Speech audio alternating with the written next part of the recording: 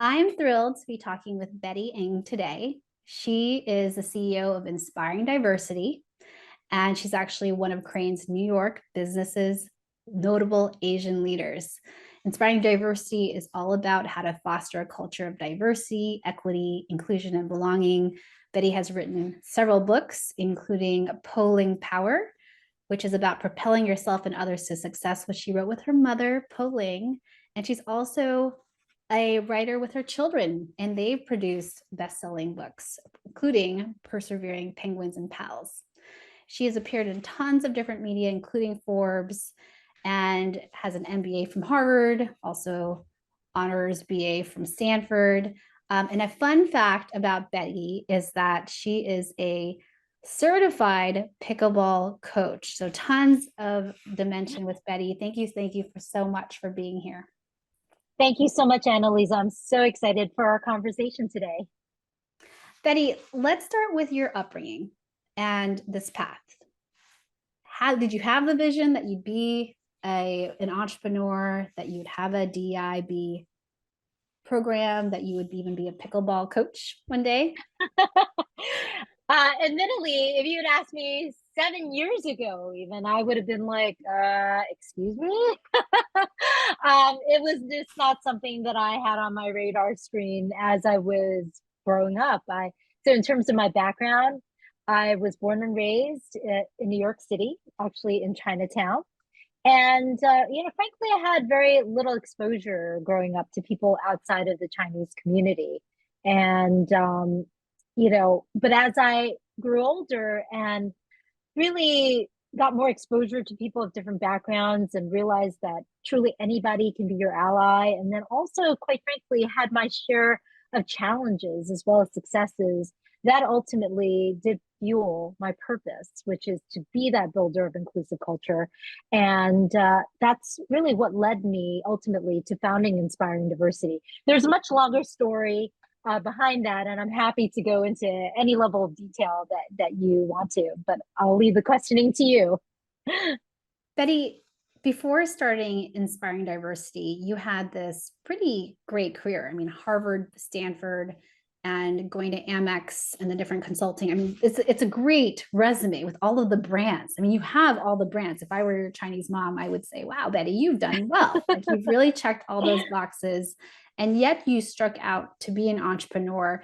Can you share with us what was that moment that said, I'm going to leave this corporate culture and I'm going to start this company, and it's a risk, right? So can you talk about that process? Was there a moment? What brought you to take this courageous step?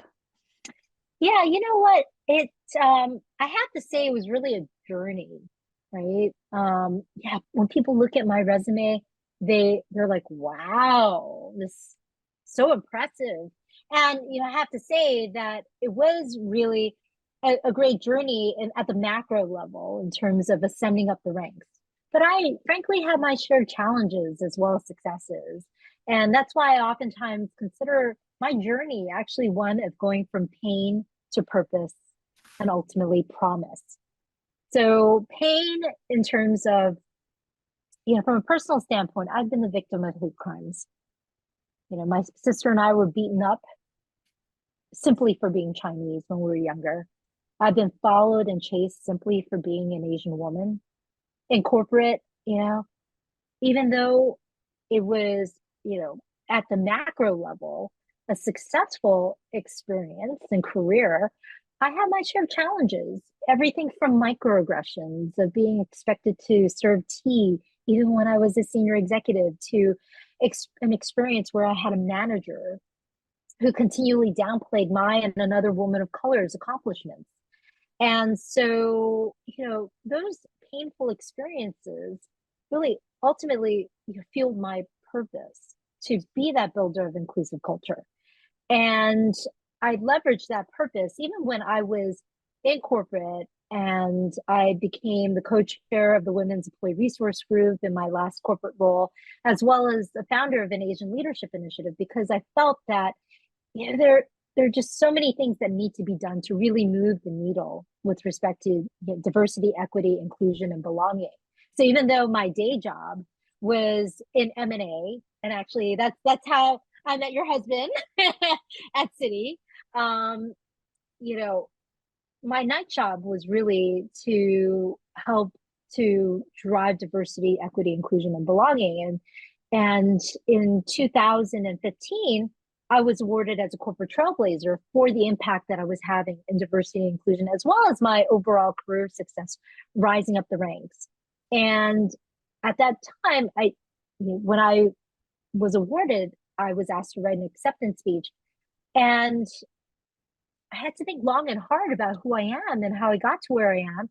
And then all roads led back to my mom. And ultimately, I realized that I needed to write this book with my mom, Polling Mm. Power.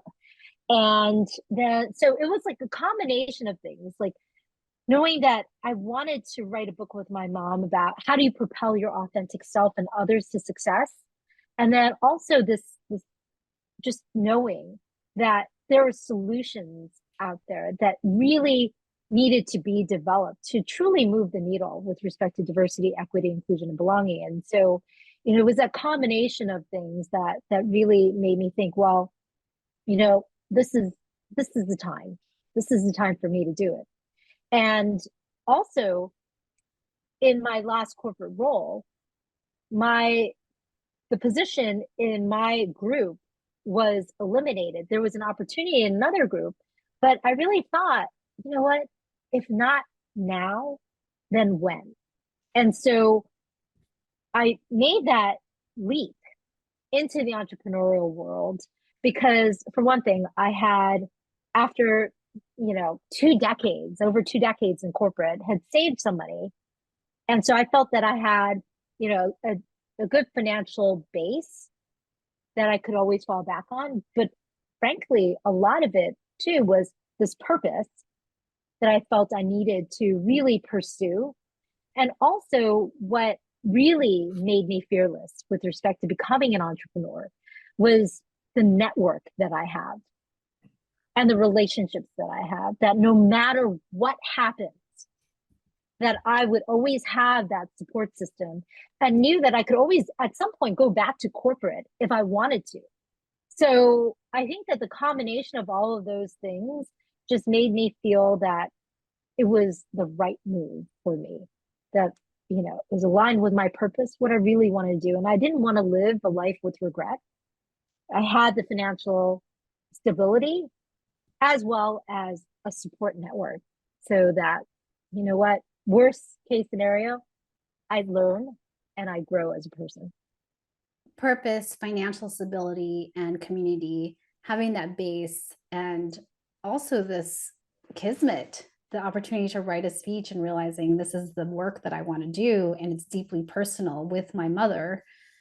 It is, I mean, it sounds so romantic, right? Like, wow, you went through pain and it guided you to, although I don't want pain on anybody, but it allowed you to say, this is the thing. Yeah, yeah. And see, that's the thing, right? Um, Many of us do experience pain.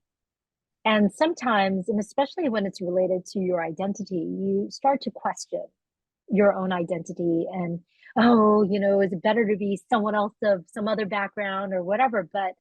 But the way that I see it is that, pain, you should not let pain weigh you down. It should be your fuel. And actually, it should create the superpower and help you recognize the superpower of your identity.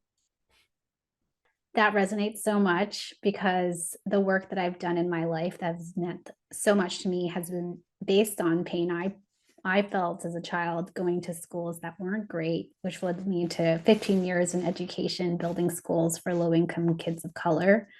And even now, the work that I do, having been a CEO, woman of color at the top role, and realizing there's more support. So I really appreciate it because pain is pain. It's real. We don't wish it on anyone. And yet it can be fuel if we choose to see it as fuel, because Yes. we hope to prevent this from happening to others, to our children. And that kind Exactly. of fuel is what pushes us, even with all that foundation, finances, community, all of the brands and experience. It is the thing that gets us to, yes, I will pursue it because this is my purpose. And I know what it feels like having experienced such terrible pain. So I love that Yes. so much. So, Betty, I want to go into your diversity work because as an Asian American, leading the work and being successful at, and I imagine leveraging your contacts with your community of people that would really appreciate this work and want you to speak. I want to talk about impact because you're a Yes. person with impact, and it's not just about books and successful speeches and doing engagements. It's also about impact. And so let's go there because the work is about impact and helping the next, not even the next generation. It's like helping people now experience less pain, and even better, can we uplift, right? Like not less pain, but can we uplift and can we make it more Sure. equitable? And Sure. so I'm going to give you the big question, which is, how do you feel having experienced the system? I'll call the system, and now doing the work to transform, make the system better. What is your general take on whether things are better? What are you seeing that gives us hope? Or if we want to be real, we're not yet seeing a lot of movement. So just assessment, how is it going? It could be good or bad, but the floor is yours. Yeah, sure. It's sort of it's interesting, right? With respect to DEIB, it's movement, but sometimes it's forward, sometimes it's back, sometimes it's sideways, and interestingly, and it really depends on also the population that you're speaking of, like when it comes to diversity, is there progress or not, right? And it's interesting, like so for example, for women, right? Prior to the pandemic, women had, more, payroll positions than men did for the very first time in history. But then once the pandemic hit, 80% of those who left the workforce were women. So there had been progress before the pandemic, but then we had major setbacks as a result of the pandemic, right? And so, it's just, and then also, for example, with the LGBTQIA population, you've seen some progress, in terms of, for example, more representation in the C-suite and board levels, but then you also see, all these laws coming into play, right? And being implemented, and you're like, wow, those are steps backwards. And so, it really depends on the population, but there is movement. But I would say one thing is that there is definitely, and there was a recent Harvard Business Review article back in March that showed that there was clearly a significant disconnect between what HR leaders' perceptions of progress were versus what employees believe the progress was. So, and a lot of that disconnect also was focused on areas of just not just overall diversity, but also inclusion specifically, as well as what employers were doing in terms of focusing on the well-being of their employees, right? So there's this disconnect, like, organizations that may think that they are making a lot of progress, but it's not really being felt by the Mm. employees. And so that's, and especially when it comes to inclusion and well-being, that's why Inspiring Diversity is just so focused on well-being and also on embedding conscious inclusion into cultural DNA. So when we talk about diversity, equity, inclusion, and belonging, quite frankly, it can be overwhelming to think about, right? Because there's so much that is encompassed within diversity, equity, inclusion, and belonging. But when you take a step back, you think about culture. What is culture? Culture is the sum of the individual. And so therefore, how we as individuals behave ultimately drives everything else, right? So how inclusive we behave ultimately drives how an organization looks with respect to diversity and representation, how it acts with respect to promoting diversity and inclusion, and ultimately how the organization feels with respect to equity and belonging. So if we can get the individual behavior right, everything else, putting policies in place, infrastructure, etc., that becomes so much easier if we can get people to think, act, and interact inclusively. So a lot of organizations, I don't think that they focus enough on individual behavior. But if you don't address individual inclusive behavior, everything else with respect to DEIB is that much harder to achieve. And so I think organizations really need to focus more on that and recognize it's not just about these one-off workshops, and check the box. A lot of organizations say, oh, well, what do I have to do? Oh, unconscious bias, just so I can check the box. But, that's not going to drive real change.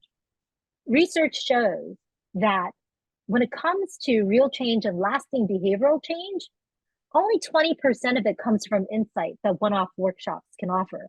80% of it comes from how do we live and breathe these behaviors in the day-to-day, the reinforcement learning that has to occur. And so that's what really needs to be focused on. And a lot of organizations, frankly, aren't doing it. Betty, I'm so thrilled to be talking with you as someone who worked on the technical changes, because I thought, let's put a strategic plan together, a diversity, inclusion, and DEIB statement. Let's, make sure that all of our stakeholders and each of those policies that go along with these groups are equitable and give, decided on by committees versus top level.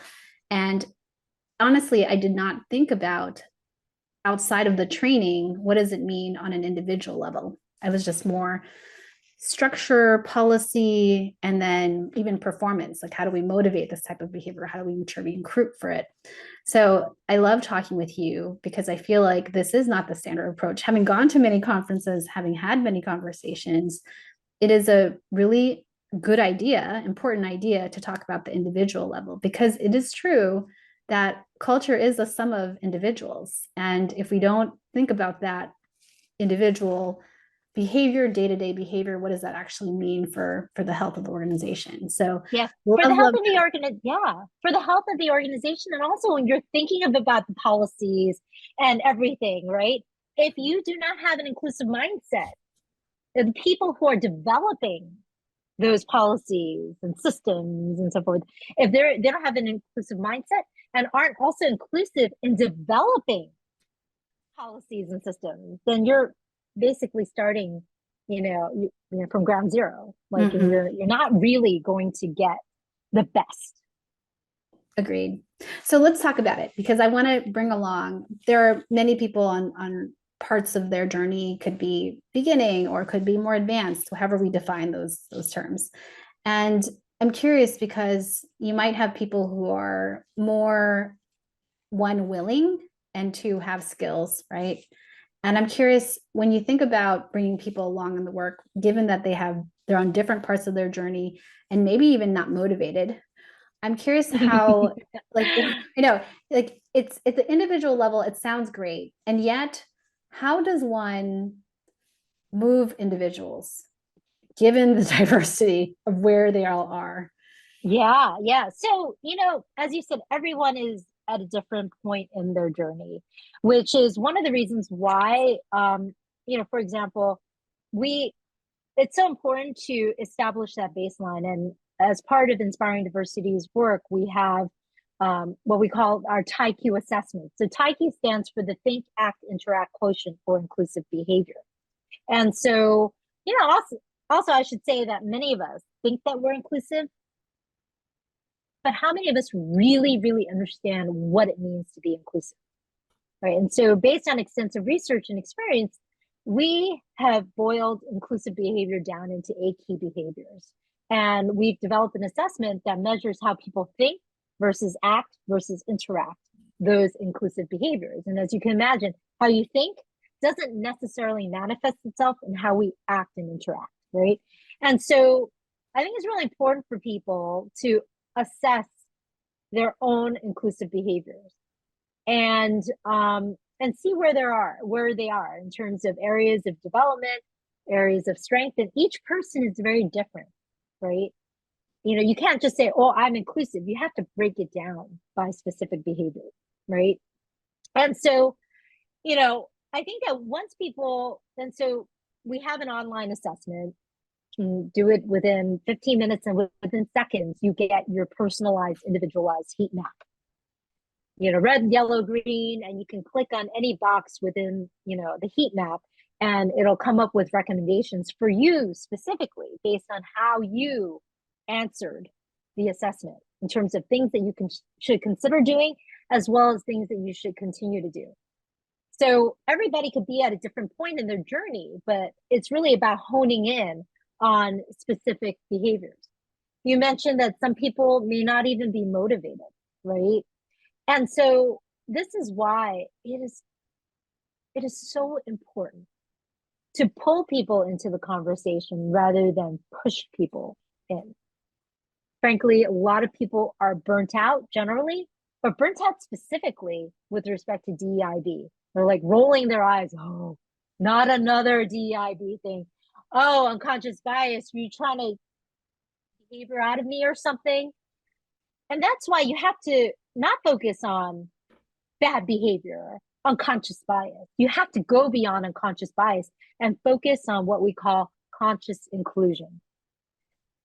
When you flip it that way and you say, let's promote positive behavior, let's coach and develop on positive behavior, how can we all be more inclusive of each other?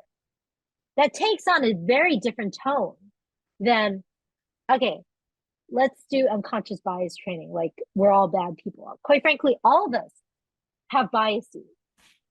Even I have biases, like even as a DEIB professional, because we are all the products of our access, exposure, upbringing, education, right? And so, when it comes to motivating people, that's why it's important to do it in a way that is engaging. And so, that's why Inspiring Diversity leverages a lot of gamification in the work that we do, right? We make it fun, but yet make it very active learning, as opposed to just lecturing people, because then it goes in one ear and out the other, right? And so it's really about, so for example, we leverage Kahoots. We have a whole library of, cultural competence and cultural humility Kahoots and other types of Kahoots that really allow us to dive deep into what typically can be very, very difficult and sobering conversations, but we make it engaging, fun, but yet very educational and real. And we can combine storytelling with those Kahoots to really make it relatable. And then also, I mentioned, actually in a private conversation with you, that I integrate pickleball into the work that we do. Because when people hear pickleball, they don't think diversity, equity, inclusion, belonging. They just think fun. But actually, there are so many lessons from pickleball that can help us play, work, and live well together. And that includes lessons specific to diversity, equity, inclusion, belonging. And so by bringing people in, playing pickleball, you can embed mindfulness with respect to teamwork, collaboration, diversity, equity, inclusion, belonging in ways that pull people into the conversation and help them be more mindful in a very relatable way without cramming it down their throats and creating those walls and the resistance. It is so rare, Betty, to hear someone describe DEIB work and say, yeah, that's really fun. Let's make it engaging or gamified. So I love that you're integrating what feels, and I love that you called it out, heavy, tired, like not another one of these trainings, into let's actually integrate and have it be playful. Because when I think about pickleball, I'm like, ooh, that sounds like a fun sport. I think it seems accessible to many people of different ages and backgrounds. And when I think about team building, so much of it is not just in your head, right? It's about how do we get into our hearts, into our bodies, and connect with each other because we're playing together. So it's such a fun concept. And let's talk about it because as a pickleball, I know you play 4 times a week. I'm curious, Betty, like let's bring ourselves into like an exercise that you would do. Sure. Sure. Because I also really like the individual level, and I imagine there's an app and people can get um, their lessons customized. But let's talk about pickleball. Like when on the court, when you're thinking about how to integrate with your team, I know you're doing training with your team. Like, what would an exercise look like? Because now you're going from, this app and individual to actually interacting with others. So could you bring us through, how do you integrate with real people in front of you playing? Yeah.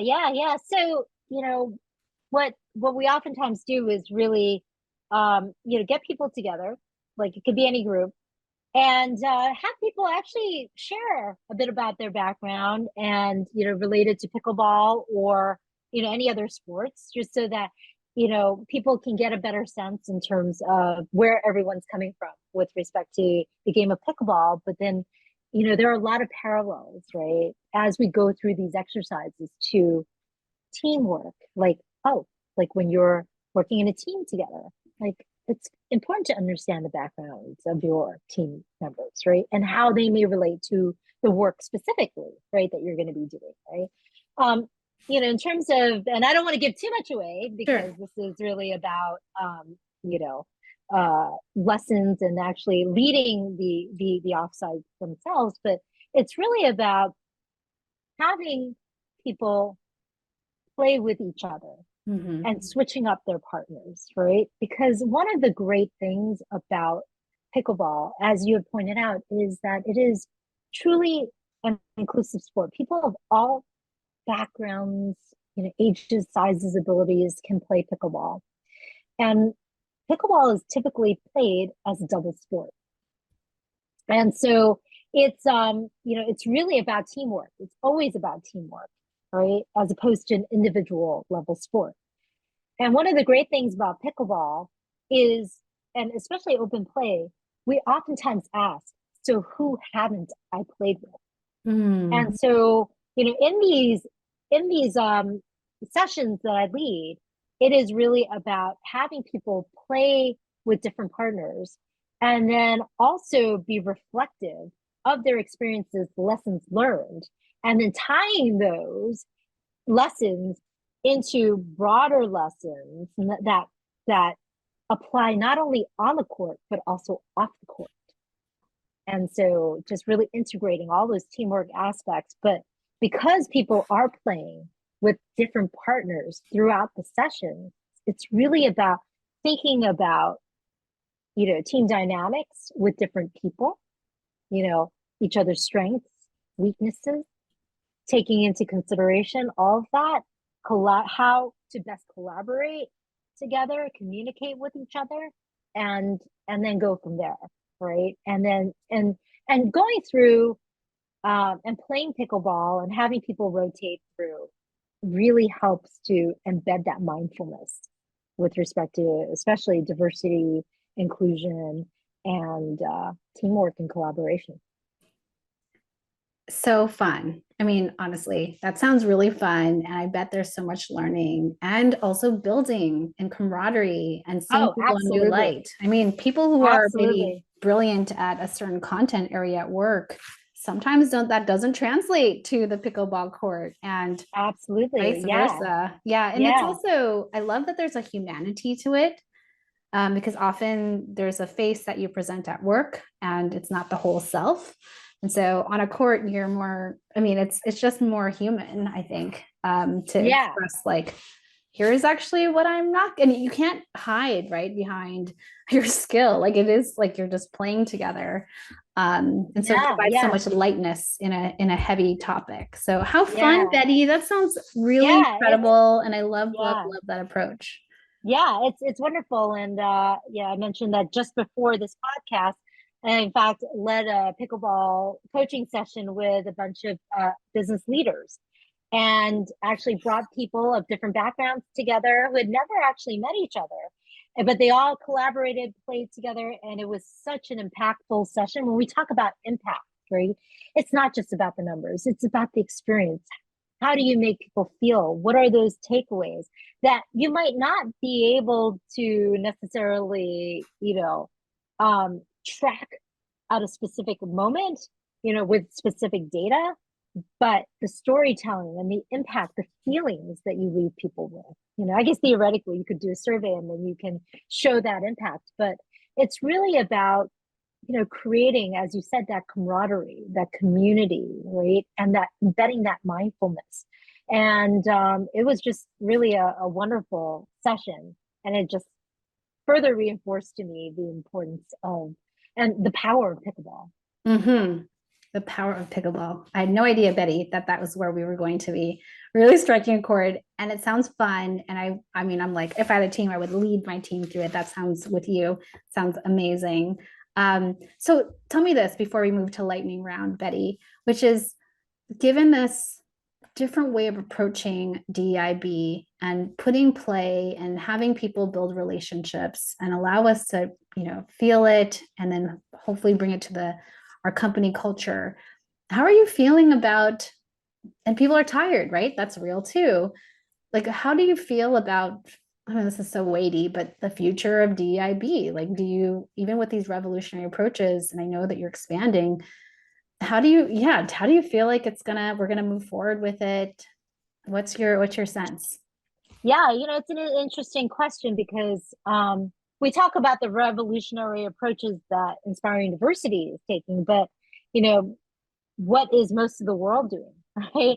If they continue on this path of the same old, then we're not going to get very far. Yeah. But I think that, the more that organizations, first of all, recognize this disconnect between their perception versus actual perception by employees, right? Mm-hmm. That disconnect has to be removed, and a lot of that has to come from really talking to employees and engaging employees, right? To in order for you to tackle that problem. But if organizations don't engage, because honestly, we know there's resistance, there's burnout out there. If a more engaging and relatable approach is not taken, we're not going to go very far. And so relatability is so key to all of this. And storytelling is so key. We can show all the data that we want. And data is important. Don't get me wrong. Data is important. And showing the story that the data supports, and exemplifies is very important. But at the end of the day, it's about storytelling and showing the impact on real people, right? And I think that those also honest conversations just need to happen. They need to happen, and it's not just talking about the business case, because everybody knows that there is a strong business case for diversity, equity, inclusion, and belonging, right? We know that diversity drives innovation. Diversity and inclusion drive innovation. But why haven't we really seen a lot of progress, right? It's because we really need to dive below the surface. It's going beyond the data and making it all relatable. So cool. I want to pick up a racket, Betty, and play with you. So thank you so much for inspiring myself, having been really passionate about this work, but also just feeling like, okay, now what does this mean? I really appreciate it. It's really honest and also hopeful that if we make it more personal, relatable storytelling, playful, like this is the work. Can we connect as humans at work, humans on the court? We're all humans anyway. So can we be playful? So thank you, Betty. Are you ready for lightning round questions? Sure. Okay. Chocolate or vanilla? Chocolate. Cooking or takeout? Takeout. Climb a mountain or jump from a plane? Definitely climb a mountain. Have you ever worn socks with sandals? Yes, I have, admittedly. How would you rate your karaoke skills on a scale of 1 to 10, 10 being Mariah Carey? Probably an 8. What's a recent book you read? Um, I have read From CIA to CEO from Ripple Patel. What's a recent practice? Actually, what's a favorite practice for self-care? So as we mentioned, pickleball, but it's really actually pickleball combined with yoga. You're Like blowing my as mind. in as in like, well, at first, it's good to do yoga first, stretch yourself out, actually help yourself be present, and then play pickleball. Got it. I was like, are you doing pickleball and yoga at the same time? No, no, no, sorry. Sorry for That's misleading another you. idea, Betty. What's a good professional development program you've done? Called Positive Intelligence, and that is a program by Shirzad Sharmin from Stanford. Really helps you to really address your saboteurs and hopefully get past them. What's your definition of a boss mama? Boss mama is someone who really stays focused and always remembers her own passions and purpose and doesn't lose sight of that, and really takes control and really drives that impact, as opposed to letting her life be dictated by someone else. What advice would you give your younger self? So much advice. um yeah, see your identity as your superpower. That would be one thing. It's build extremely diverse and inclusive relationships, because frankly your network is your net worth, and especially having a diverse and inclusive network can help you with any challenge that you may face, and also you can help others too. The other thing I would say to my younger self is speak up, and that is about articulating, asking, and advocating. So, you know, articulating, making sure that you really, you know, think about what your key messages are and make them known. Ask in terms of, if you don't ask, you don't get. So don't be afraid of asking, and make sure that you advocate, not just for yourself, but for others. Beautiful. And then where can we find you? I know Inspiring Diversity. Where else? LinkedIn. So look for Betty, Betty, last name N as in Nancy, G as in Greg. And if you look at Betty Ng, Inspiring Diversity, you will find me. Beautiful. And then last question, what would you like to leave us with in terms of parting thoughts? Parting thoughts. Yeah, make sure that you play, work, and live well together with everyone. Be pickleball positive. And actually, so all kidding aside, so the initiative that I am doing with pickleball is called Pickleball Positive, and you could also check out our website, pickleballpositive.com, and learn more about our work and see some videos. We have some sample videos on those A to Z behaviors that we all should be more mindful of. But really, just think about how you can be the best version of yourself, not just for you, but also for the world. Great. Thank you so much, Betty. This has been lovely. I so appreciate all the stories and the inspiration. You are welcome. Thank you so much for the opportunity. I really appreciate it.